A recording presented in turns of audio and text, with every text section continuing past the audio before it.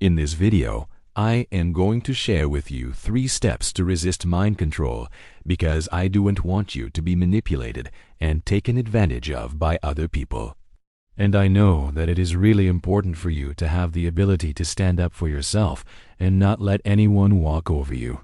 So this is going to be a really powerful video. And in order to get the most out of it, make sure to watch it until the end and take notes. If there's anything that you do not agree with or any questions that you might have, please leave them in the comments below because I would love to hear from you. So the first step to resist mind control is to build emotional resilience. It is a well-known fact that our emotions can cloud our judgment and sometimes even make us feel like we're not good enough.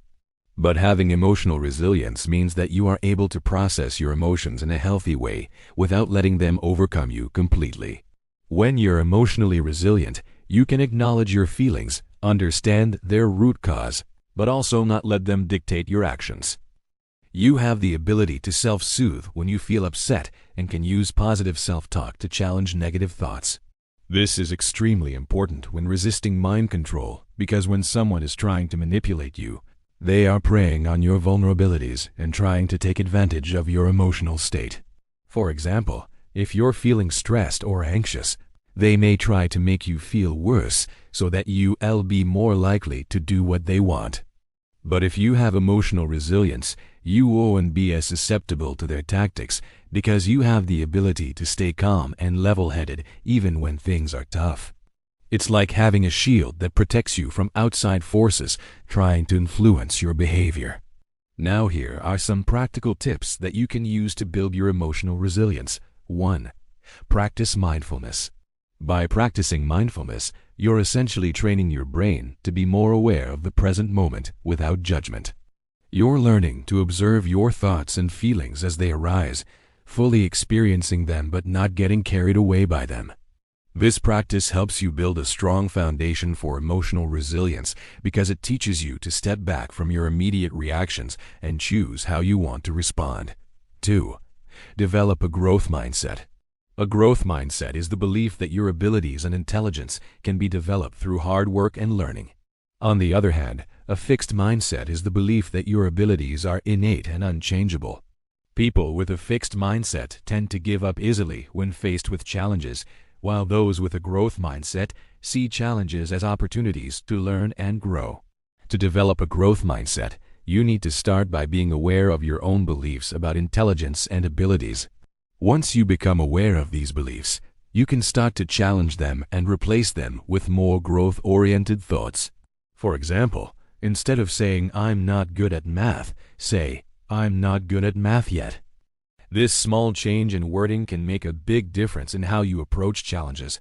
3. Learn to reframe negative thoughts. Reframing negative thoughts is a technique used to challenge and change negative thought patterns. It involves looking at a situation from different perspectives and finding ways to make it more positive. For example, instead of thinking, "I'm so tired, I can't do this," you can reframe it as, "This tiredness is only temporary. I'm grateful that I have the strength to keep going." This technique is especially useful when you're under pressure because it can help you focus on the positive aspects of a situation and find solutions rather than dwelling on the negative. The second step to resist mind control is to set boundaries. When someone is trying to manipulate you, they're essentially crossing your boundaries without your consent. That's why setting boundaries is so important when resisting mind control. Boundaries are limits or rules that you set to protect yourself from unwanted behavior or thoughts. They help you maintain your autonomy and prevent others from taking advantage of you. When you have healthy boundaries, you're better able to assert yourself and communicate your needs and wants clearly. This can be especially challenging in situations where the person trying to manipulate you is someone close to you, such as a friend or family member. In these cases, you may feel guilty or hesitant to set boundaries because you don't want to hurt their feelings or cause conflict. However, it is important to remember that setting boundaries is not selfish and that you have the right to protect yourself from emotional manipulation. It's also important to be consistent with your boundaries. This means that you need to stick to them even when it's difficult. For example, If a friend is always late when you make plans together, you may decide that you're not going to wait for them anymore. Let them know that you're not going to wait and then follow through with it. If they show up late, don't let them pressure you into changing your plans. This will send a message that you're serious about your boundaries. It may take time for people to adjust to your new boundaries, but that's okay. The important thing is that you're taking care of yourself and protecting yourself from emotional manipulation. Now, here are some tips to help you set effective boundaries. 1. Identify your values and priorities. Your values and priorities are the things that are most important to you. When you know what you value, you can make decisions that align with those values and protect your mental and emotional well-being.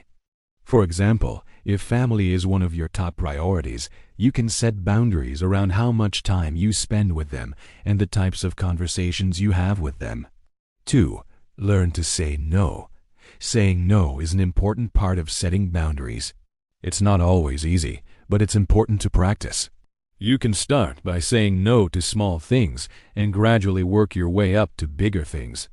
For example, if a coworker asks you to do something that you don't want to do, you can say, "I'm sorry, I can't help you with that." 3. Don't be afraid to be assertive. Assertiveness is an important skill when it comes to setting boundaries.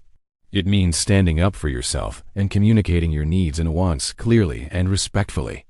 You can practice assertiveness by role-playing different scenarios with a friend or family member. The third step to resist mind control is to educate yourself. When someone is trying to manipulate you, they're preying on your lack of knowledge or understanding. That's why educating yourself about manipulation tactics is so important when resisting mind control. By educating yourself, you're arming yourself with the knowledge and skills to recognize and resist manipulation. You becoming more aware of the different tactics that manipulators use, and you redeveloping the confidence to stand up for yourself.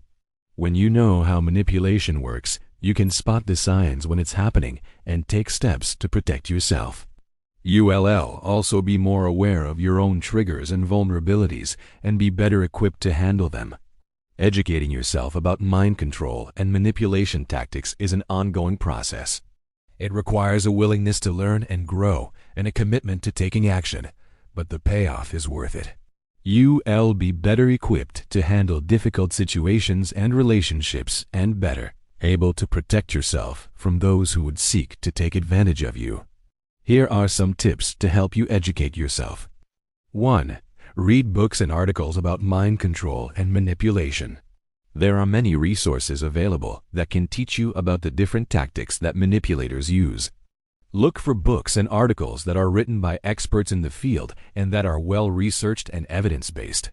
2. Listen to podcasts about manipulation. There are many podcasts that discuss topics related to mind control and manipulation. This can be a great way to learn about these topics in a more informal setting. 3. Talk to friends and family about manipulation. Discussing manipulation with friends and family can help you become more aware of the signs of manipulation and how to resist it. You can share stories and experiences and learn from each other. These 3 steps are crucial to resisting mind control and manipulation, but they also form a powerful trifecta for personal growth and empowerment. Building emotional resilience allows you to navigate life's challenges with grace and composure. Setting boundaries enables you to create healthy relationships and protect your well-being. While educating yourself broadens your perspective and equips you with valuable knowledge. These 3 steps complement each other beautifully, creating a strong foundation for your journey towards personal empowerment. Embrace this trifecta, and you'll find yourself better equipped to face the complexities of life with confidence and clarity. If you found this video helpful, please give it a thumbs up and share it with your friends. I hope you enjoyed the video and hope that you apply these steps to your life. If you have any questions or comments, please leave them below. Thank you for watching, and I will see you in the next video.